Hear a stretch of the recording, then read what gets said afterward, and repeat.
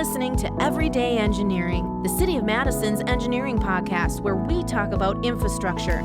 Complex topics explained simply, from the water that flows down your drain to the rain and snow that drains into the lakes. By way the curbs and streets we design. City engineering touches your life in so many ways. Explained right now in Everyday Engineering. Life's Blueprint, an episode focusing on the career journey of one of our staff members to share more about them, how they got here, and hopefully some information on how to move into a career in this industry. My name is Hannah Molenitsky, City of Madison Engineering Division Public Information Officer. If you don't know what that is, I lead communications for our division, media relations, all the really public communications parts of this job. And I also get to know all of our staff, our sections, and our managers, which is where the idea for this segment came from. Getting to know everybody and learning, hey, we should share this because how did they get that job? People might learn from their journey.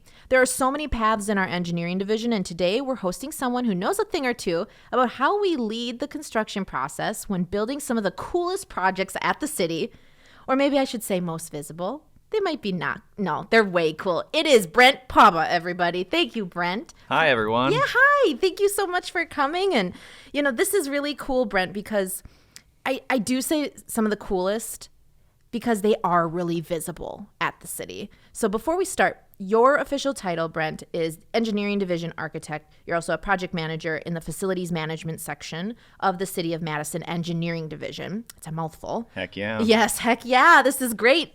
What do you do exactly? What does that mean for anybody who doesn't know? Yeah, so what that means is when the city decides to build a building, there's a lot of folks involved, and so I am one of many. But my role generally is kind of a mediator or a liaison between the city stakeholders and the professionals in which are producing the drawings and designing the building.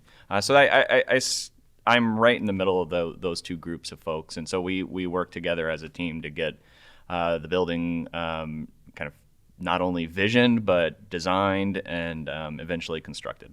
So when you say a bunch of people, a bunch of folks, who does that mean?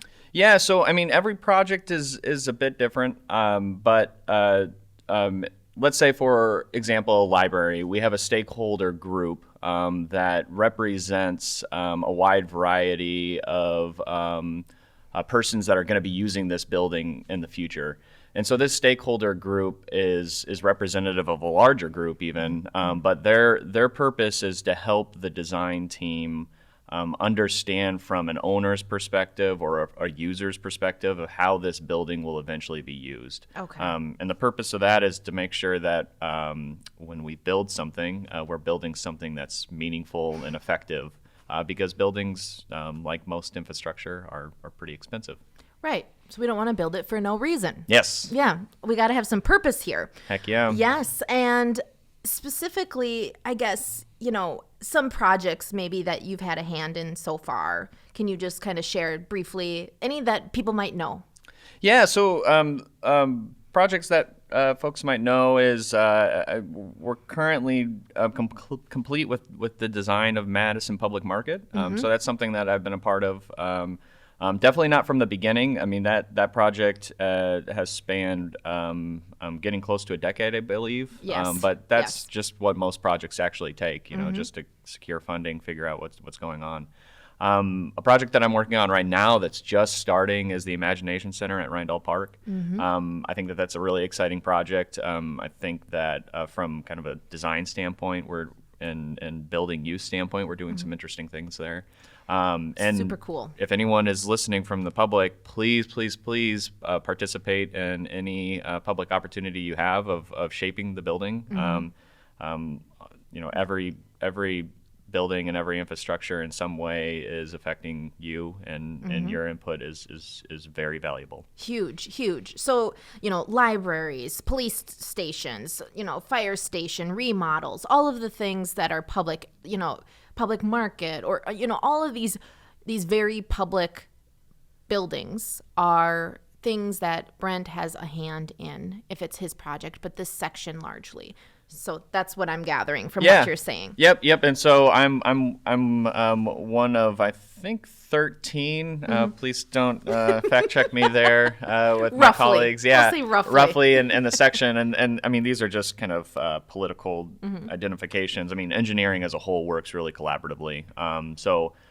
The section that I'm a part of, that is our responsibility is new construction, new design, but also refurbishment, maintenance of buildings. We build a building and then it's going to be here, especially for the city, for 50, 100 years. And so there's a whole lot of effort that goes into maintaining a building, not only from kind of general maintenance, but also refurbishment and renovation of spaces.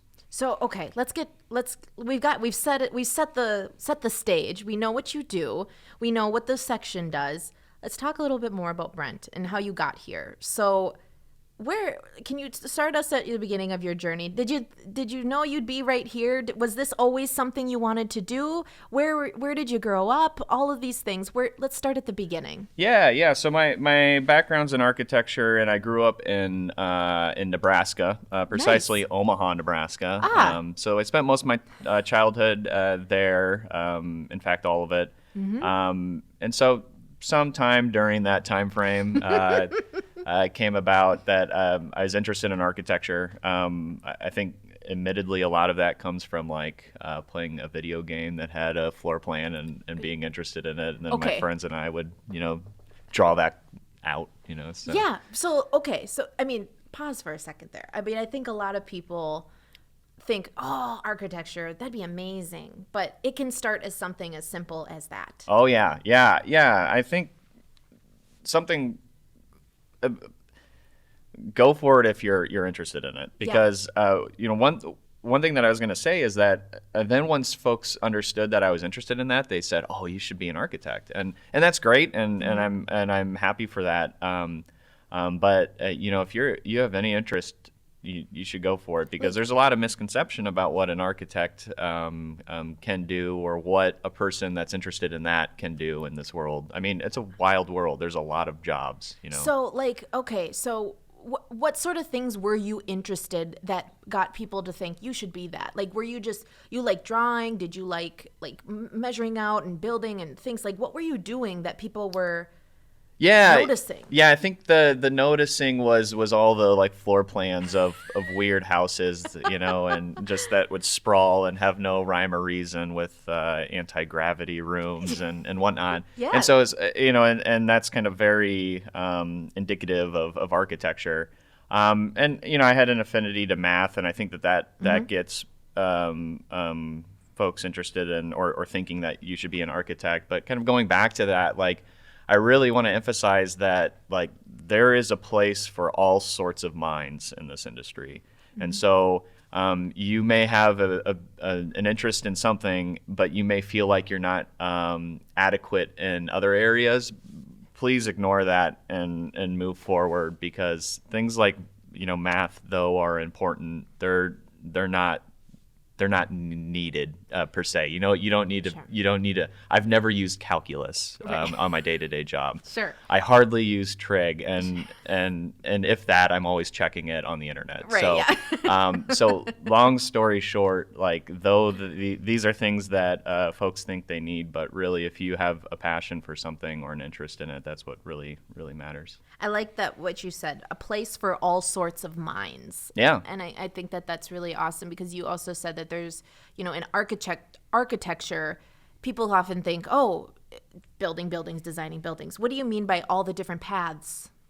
Yeah, so my prior work was in an architecture firm, which is more indicative of what architects are seen to do. Every day at my prior job, I'd open up a CAD program. I'd interact with other clients and kind of work through the design process. And so that's a pretty kind of a legitimate path in the architecture, engineering, and construction industry. What I am now is a bit different. I rely a lot on what I learned for those 5 years that I was at a previous job. But this is a lot different. It's more kind of personable. It's more kind of interested in trying to figure out the whole life cycle of a building. And so, those two paths I've experienced, but there's a whole bunch more. There are folks that are interested in only the modeling of buildings. There are folks that are only interested in being owners' representatives of buildings, or the maintenance and operations of buildings. And so all of this, preservation of buildings. Yeah, the preservation of buildings, the kind of, and then the very high kind of pie in the sky questions about what the built environment should be and can be, and how it can solve some of our kind of upcoming issues in the future. And so really there is such a wide funnel that we have in our future that this industry can kind of work through. So, and they're really hard problems, and so not one type of mind is gonna solve it. Right. Yes. There's a place for all sorts of minds. I ask what are the paths because I think if someone's listening to this and they're not sure, they know that that's why I ask, how did anyone know to say you should be an architect, or you should be, you should go into that field, or what have you. I think if someone's listening to this, maybe this will help them. So young Brent grows up in Omaha, Nebraska, goes to high school. Yeah.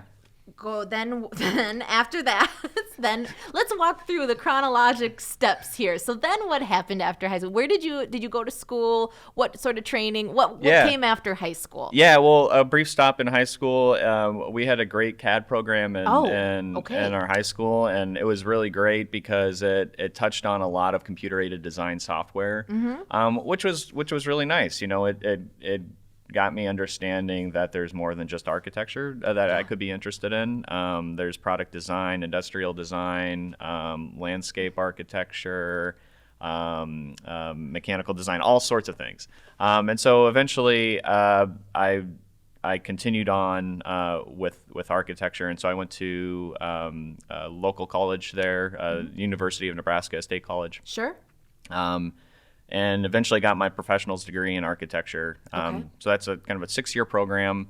Was that your major? I'm sorry to interrupt. Yeah. That was your major. That was my major. And there's a lot of kind of paths inside of that main path that a person could take. In fact, if you are in college now, you can get a major, 4-year degree in something entirely different, and then do a master's degree in architecture.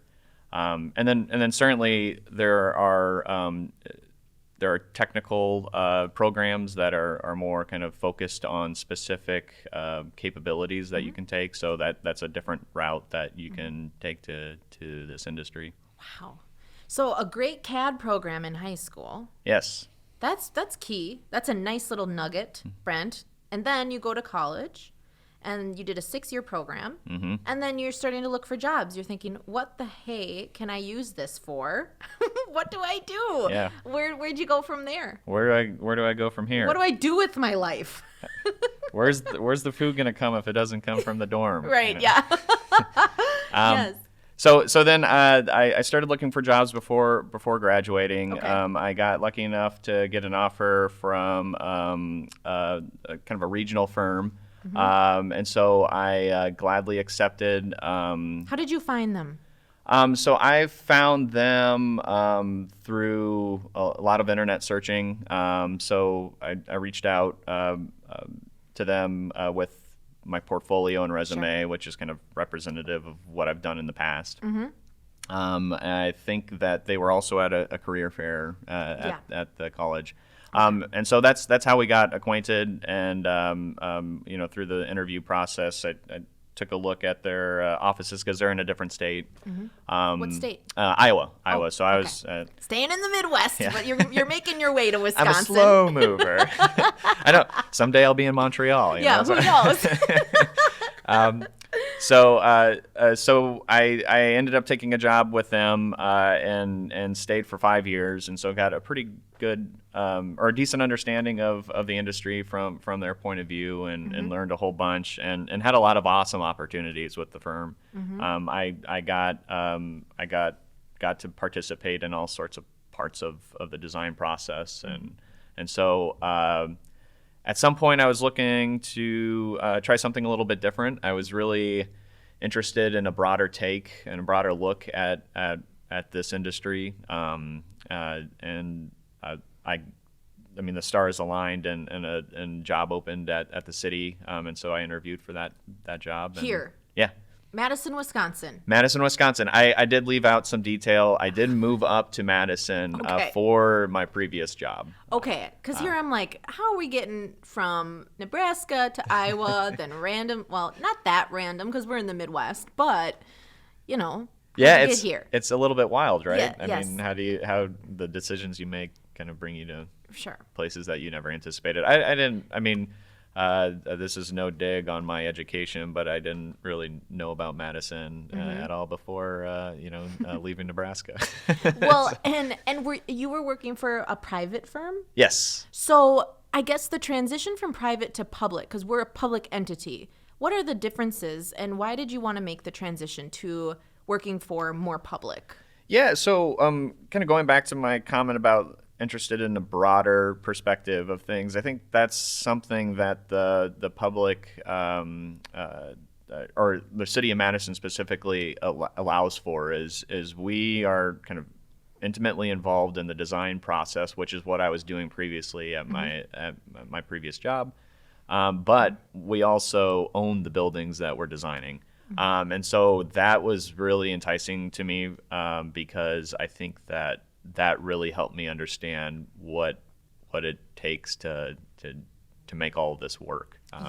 And so that is something that a public job allowed me to do. The public job also allows me, like, all these things need to get done. And so there's a really good opportunity, or there are really good opportunities to really kind of figure things out and as a city employee. And really focus on them and do what's right for kind of the community at large. Wow. Okay, so then now you're here. I'm here. You're here. You know, you had to have, unless it was just Brent pushing through on your journey. Did you have any support? Anybody who really helped you of form either decisions or help you kind of get to where you are today? Yeah. You know, my family, close friends, and partners are always helped me understand how to do this and help me through kind of the fog of reality. I mean, there was I'm sure there was a plan in my mind somewhere. Sure. But we know you like to draw them. Yes. We know you like to but. Yes. But in reality, I mean, we meander through life, and I'm really happy with the path that I've taken. Good on me, but that wasn't because I did this awesome planning when I was 7 years old or something about what my future is going to look like. Yeah. Always speak with the folks around you because they know you a lot, and they'll understand what will make you happy and what makes you tick. What is it? Was there any specific advice anyone gave you during a hard moment where you were kind of like, I don't know if I'm going to do this, or I don't know if I'm doing the right thing, or anybody give you any specific advice? Yeah, I think that came a lot with my friendships that I built, especially in college.